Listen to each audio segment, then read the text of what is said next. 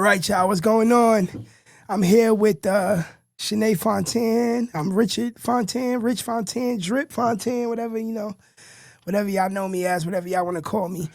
For 2026, me and Shanae been brainstorming, and we decided that we wanted to come out with this, the Drip Show, where we talk about love, life, marriage, money, finances, and all of the different things and all of the different topics that you hear married couples deal with and speak about. But not only just for married couples, but, for everybody. So we just wanted to come with the Drip Show. The acronym is Deeply Rooted in Purpose. Everything that we doing is purpose-driven, is purposeful. That's right. So this is episode 1, season 1. Episode 1, season 1. And we gonna get it popping, man. How y'all doing out there? So Shanae's gonna introduce what we'll be talking about today, but I just want to give a brief introduction on what we was doing and why we here. What's up, babe? All right, so this is episode 1. It's called Van to Fontan, which I'm so excited about. Because if you do not know, Richard and I met in high school, Martin Van Buren, and Van to Fontan was our wedding hashtag. And so Fontan is our last name. I'm previously a Scot, but I'm not a Fontan. So She's still a Scot, goddamn. If you came to our wedding, that was my father's wedding speech, which I'm not still a Scot, I'm Fontan. But from Van to Fontan, so how we made it from high school all the way to here. And really, we see a lot of podcasts with people that have been in the game married 20 years, 30 years. And a lot of time, the podcast game is somebody talking from an OG perspective. We want to talk to y'all from being right in the middle of it. While we in it. We've been married 2 years. Going on 3. Had a baby in 6 months after getting married. So, Yeah, and bought a house the year before. So we in the thick of it. We're right in the thick of it. And what's our anniversary? Quick fast. 10-5. 10-5 will be 3 years. 10-5-23. Yeah, so for any newlyweds, you want to be married, you single, you praying for them, wherever you at, we have not been married 30 years. We are not experts. So we're going to be giving you real life applicable things from the ground. So Van to Fontan, how do we meet? Take it away, Drip. Van to Fontan. We met in Martin Van Buren High School in Queens on Hillside Avenue. For anybody that's watching with us today. Yeah. If y'all not from Queens, we're from Queens. 5 minutes away from each other. We grew up. And we met in the 11th grade in Martin Van Buren. It's funny because I knew all like her friends before her. He even thought some of my friends were cute. Let's not get carried away. But you know what I'm saying? I don't know if maybe because she was in class I was a good girl or whatever, but I didn't see her, I didn't meet her. And we were in the same class and missed school the same day. Right. And there were like group projects being assigned, and we got assigned together because we were both the absentees that day. Now, what's crazy about it is it was a 12th period class. Shout out to Miss Alexander. The name of the class was Forensic Science. Not to cut you off, we in New York City public school.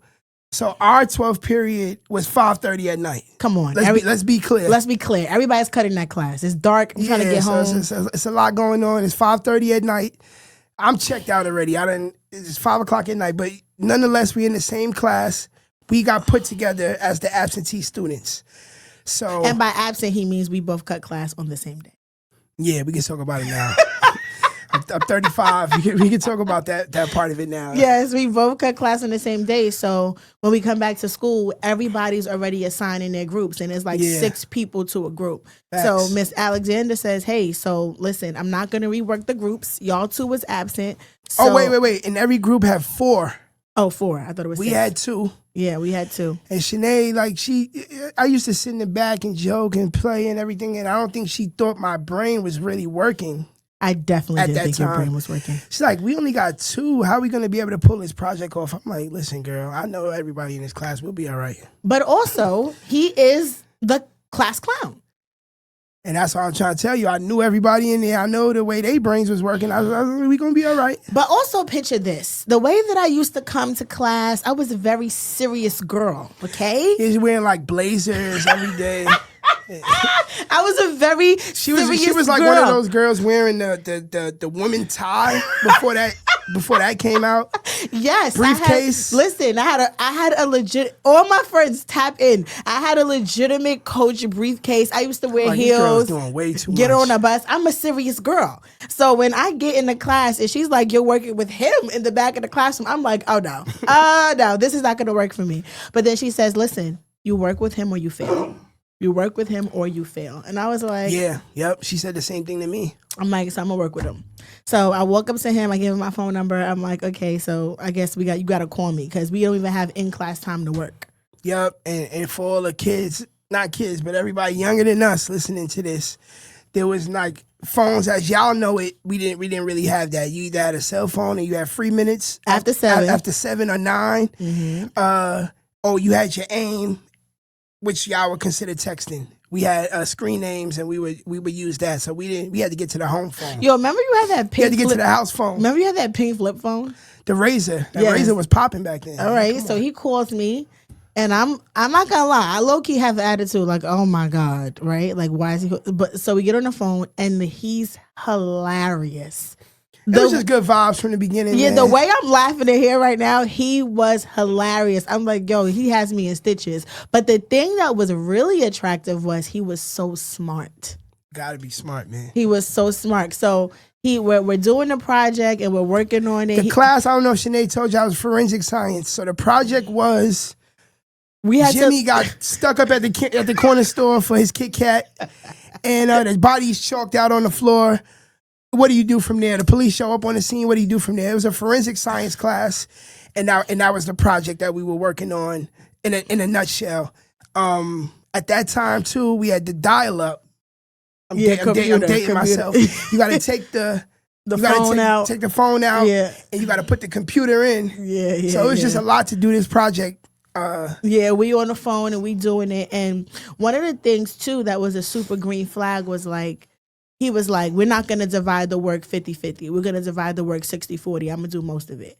And I'm like, I'll keep you company and laugh and be cute or whatever. But he could type. Do you remember my email address? My email address was crazy, like LLNHHJH. And he was like, yo, what kind of... It was like a typo. He was like, what kind of email address is this? Anyway, so then fast forward, we finished the project. I'm talking to him on the phone like every day for a week. At this point, I'm looking forward to talking to him on the phone, but I don't let him know that. And we also began to talk more in the classroom, and he's becoming like a good friend of mine. Yeah, I switched my seat. Yeah, he's sitting next to me now. That's the most important thing you could do in high school. Because we had to work on the project. I switched my seat. Yes, so we could work on the project. I'm not in the back with the hooligans anymore, man. I'm sitting up front. I'm even wearing a sweater and tie now. He's on. I wish we could have started a picture right here. Yeah, we're gonna drop a picture. He literally started wearing peacoats because now he's dressed for success and he's on the winning team. Okay. Yeah, actually, and we got a 90. He just wait. Don't jump to the end of the story. So anyway, real quick, we talking on the phone every day, and I'm starting to like him, and he's starting to sit next to me, and it's a vibe, and I'm going to class, and I'm not cutting class no more because I want to see the boy that I like. It's so cute.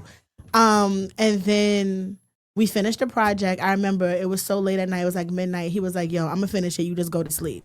This is the first time I ever have to trust him. I'm like, are you sure? We still need the table of contents. We still need this. He's like, you're falling asleep. He must have stayed up to like 3 finishing it. Well, that's still true to this day. You know, just get your sleep, and I'll stay up and handle it with the serious stuff. No, I'm a sleepy girl. You needed some rest. I am a sleepy girl. Like I need like a newborn, 8 to 9 hours of sleep. Yeah. So anyway, he finishes, and I never see the finished project. But we used to also. So at this point, we started riding to school in the morning together now, on a bus. You might be jumping the gun a bit.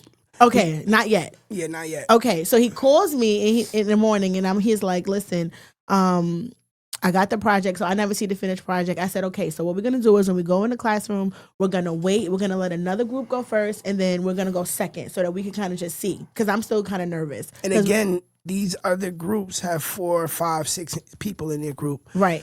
Let me just get straight to it, man. We get there. I'm not playing those games. I know that my work is good. I know my project is good. We're going to go first. We're going to get this out the way. She's like, who's going to go first? He raised his hand. I'm looking at him like, didn't I just tell you this morning? Anyway, so we go first. I'm so nervous. I'm like, oh my God, because we have to make a presentation. But anyway, we get up there, we kill it. Miss Alexander's smiling the whole time. That's the teacher. And we sit down. I'm so glad that it's over. Fast forward a week later. And everybody that's coming after us are bombing it. Like, it's not going well. I told you I knew them. I knew what they was what they was working with. Sorry if you was in 12th period, Miss Alexander. That's my homies. Y'all still gang, but y'all really hooked those projects. Anyway, so we got our grade back. My grandmother still has that project to this day. We got a 98. Damn, 98. I thought we got a 90. 98 A is crazy. 98. And we got the highest grade in the class. And from there, I think I understood that partnership could really work with him and that I could trust him and that we was going to have fun doing it. And I would say that the Lord kind of like put that together. So then what happens that summer? We start dating. Yeah, we started dating. I had like a summer job, so I had a couple dollars. You go to 42nd Street, you go to 34th Street, you go to Brooklyn, you go to a couple different dates. And then by senior year, we dating for real.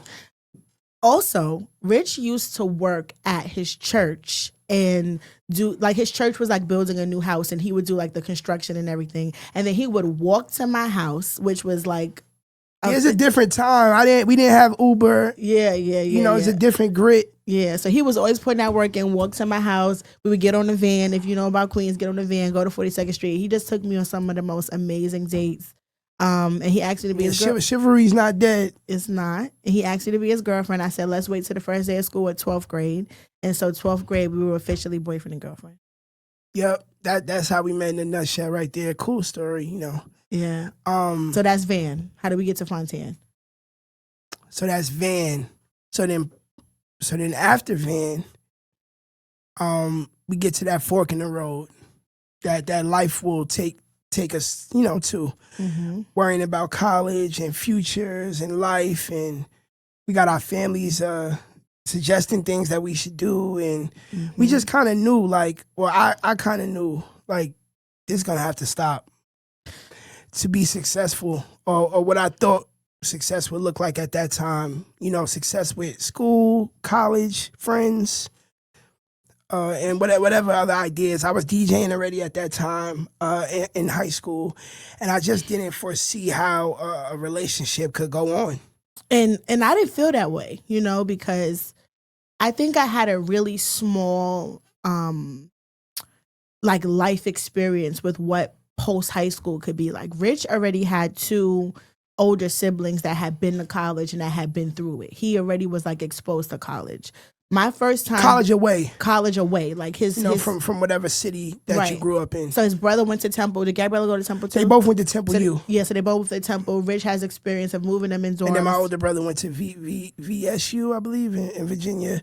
So I got to see that scope of it, and I knew all right, not just only from that point of view, but also life is changing.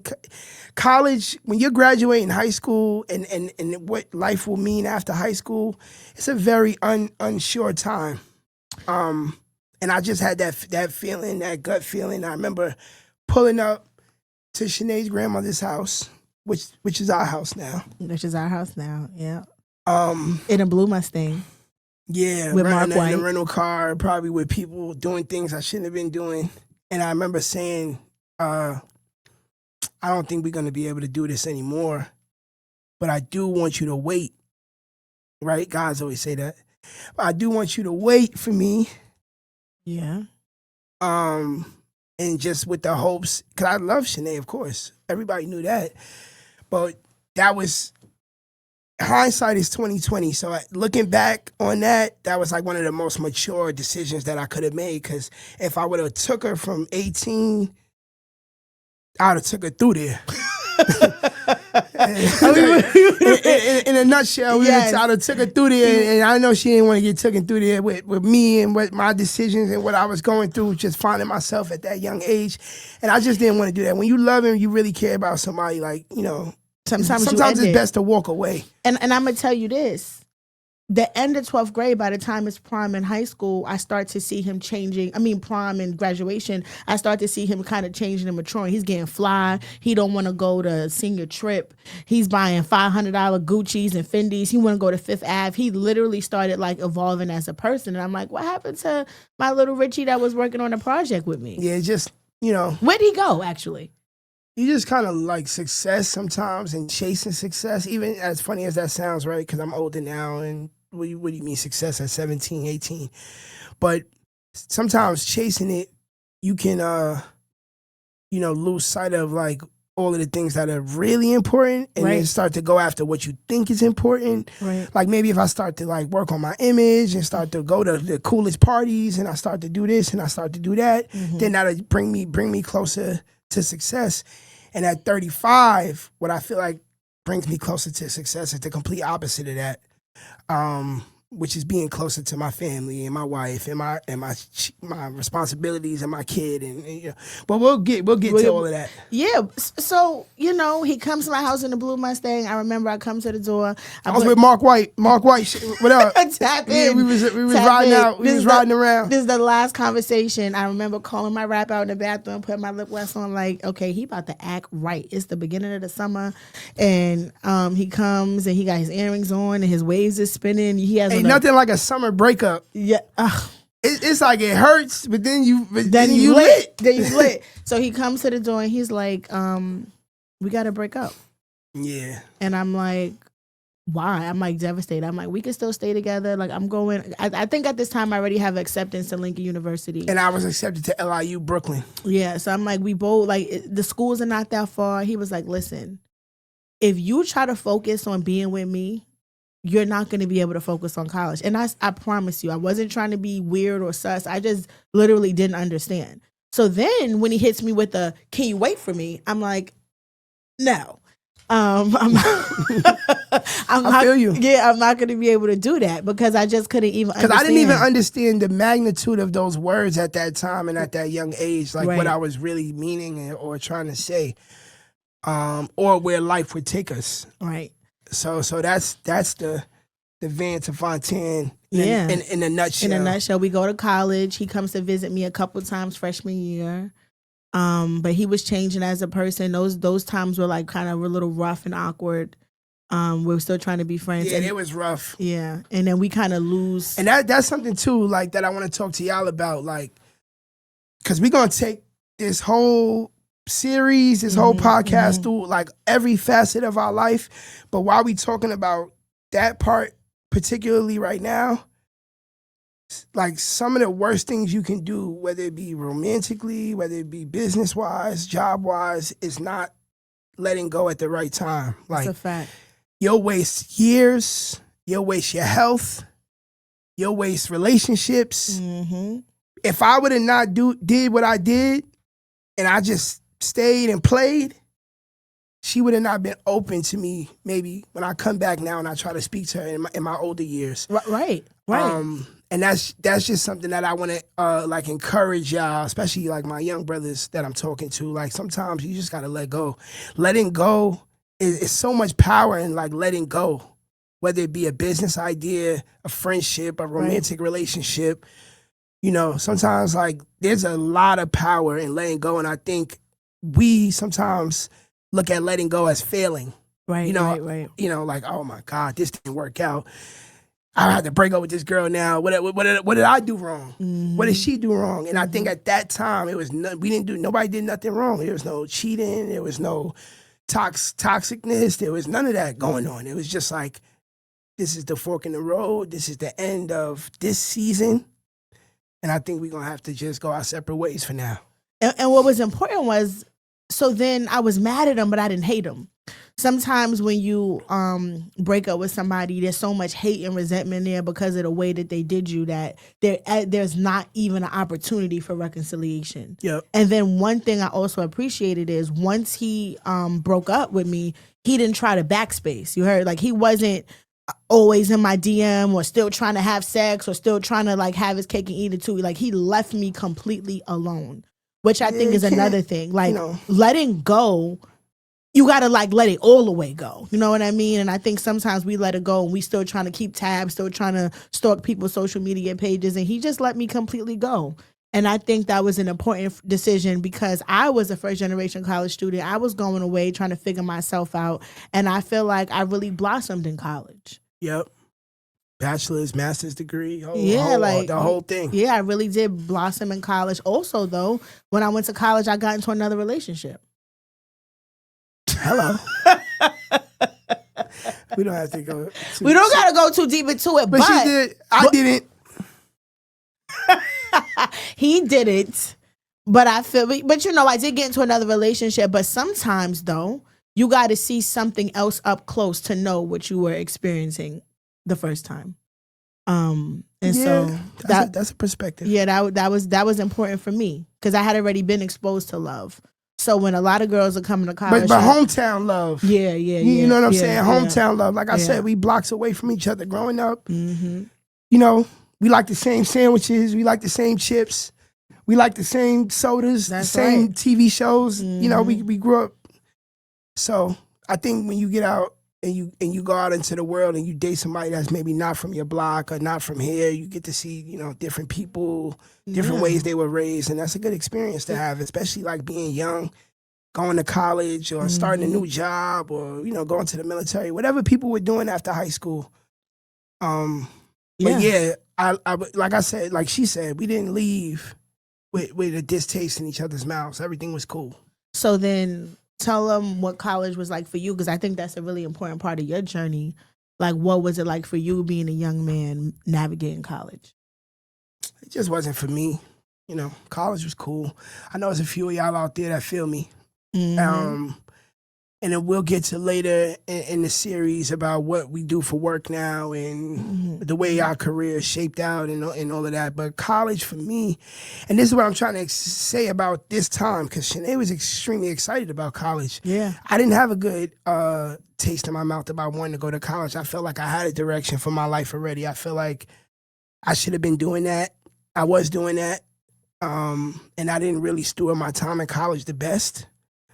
Cause you know, Shanae said I'm smart, y'all heard that. but college really isn't about being smart. I think it's about being present, and I think it's about being disciplined for those 3 and 4 and 5 hour classes and all of that.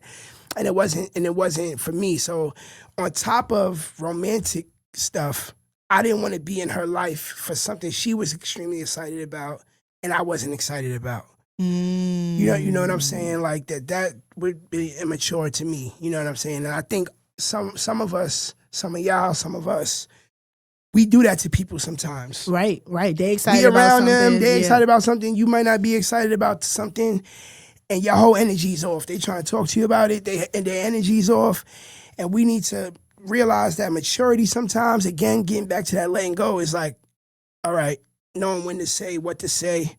Somebody's excited about something, if they feeling it, you know. If you're not feeling it, let them have their moment, let them shine. And if you can't do that, then you know, let it go. Distance yourself. And that's the first time I ever heard that you have that perspective. I thought it was all about you wanting to be with other girls, but that's a fact. It wasn't about that. It's just about that whole season. Like, you know, I was in Brooklyn. I'm from Queens. You went to school in Pennsylvania. Mm-hmm. It was just a whole different experience for you. And I wasn't really into that at the time. And I didn't want to be like a Debbie Downer, coming to visit, coming to hang out. And college is whack. You know, and you know, it's a division sometimes with that. Yeah, that's true. But for me, it was important because I'm coming from a single mother household, and you know, like, it's really no more room for me at the crib. So it was important for me to get my own space, to spread my wings, to try to figure out who I wanted to be.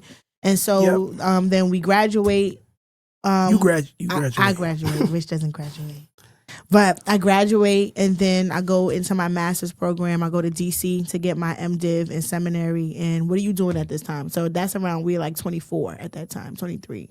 This podcast is about love and positivity. We're not going to get into what I was doing at that time. Come on, give him a little snippet. What was Drip doing at that time? I mean, I was making music at that time. Mm-hmm. I was with my friends. You know, in your 20s, you know, guys, we was a lot of bromance going on with the bros.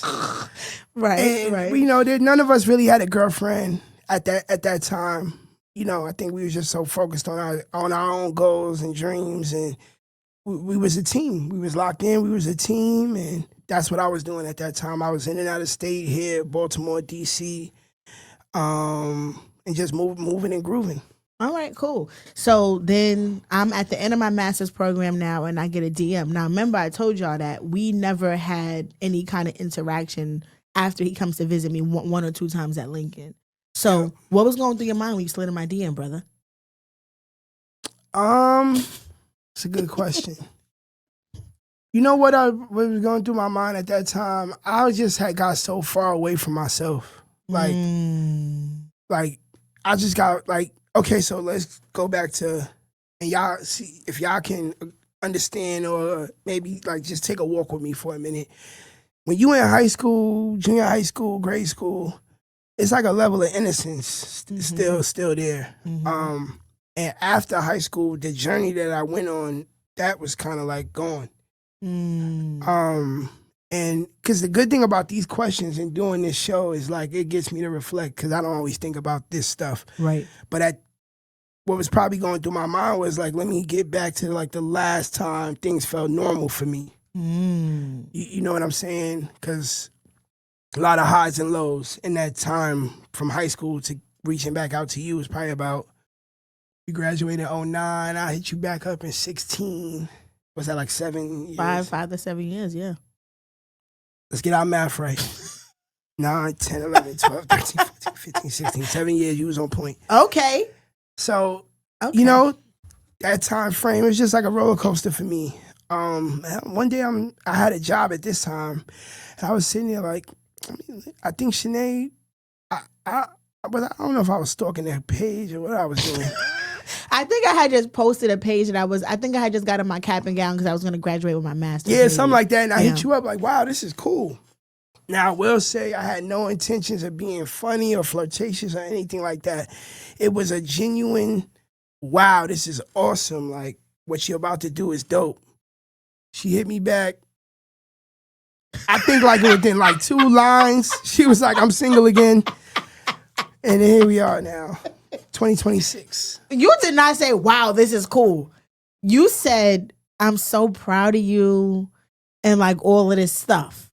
Yeah. And I'm like, okay. Now I was single, and it was around Valentine's Day. I probably was in my feelings. It was also around my birthday. Yeah. And I was. Yep. Valentine's Day and the birthday is 3 days apart. I get hit down every year, twice in a week. Yeah. So I'm like, okay, I'm about to graduate, whatever. Well, I guess got my cap and gown.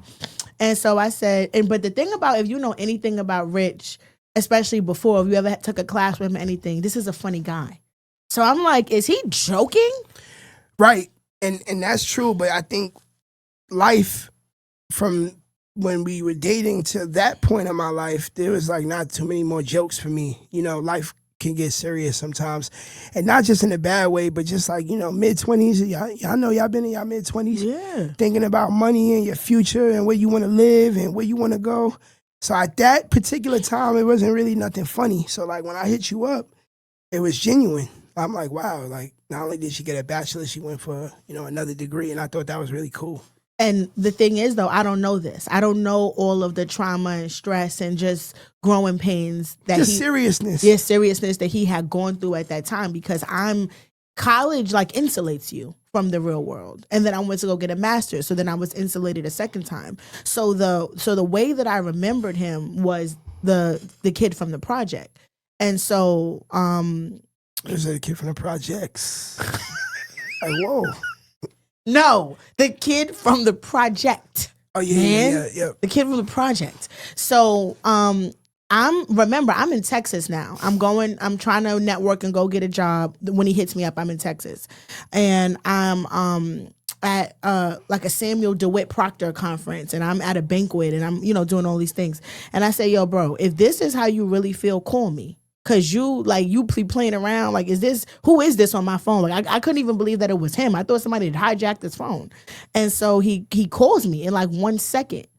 And I'm like, oh shoot. And I run out the conference and I answer the phone. He's like, yo, I'm like, you remember my phone number? My phone number had been the same. Yeah, I remembered it. And this guy's smooth as butter. At the time, he was rapping. He's playing me his songs on speakerphone. I was just enamored all over again. That's nice to hear. You didn't know that part? Not said that way. So then after that, he takes me on all these series of beautiful dates. Yeah, we just get back to the dating. Yeah, he courts me again. And that in a nutshell is what happened from high school, us meeting each other, to us getting back and rekindling. And I think that's a good point to leave this at for today. All right. We got a long series. We done wrote this out for a whole year for y'all. So we got a long series of things that we're going to be talking about: love, relationships, like I said in the beginning, business. But I think it was important for us starting this out for y'all to know a little bit about us and the foundation of our relationship and really who y'all going to be looking at and listening to. Yep. So this is the Drip Podcast, deeply rooted in purpose. We pray for you. We pray that you will continue to watch us, to go on the journey with us. Like we said, we haven't been doing this a real long time, but we want to take you on the journey. And if you didn't know, Rich cooks now, and so I think we're gonna get this episode 1 value. I just want to know what's for dinner tonight. Yeah, I just want to know what's for dinner. We might do some steak tonight, maybe some picanha, some chimney, something light, nothing crazy. All right. So we're going to end this always asking what's for dinner. Tell us in the comments what y'all eating for dinner. Thank you so much for listening to us. We'll see you in episode 2. Peace and love. Drip Show, Drip Podcast. We out. Bye.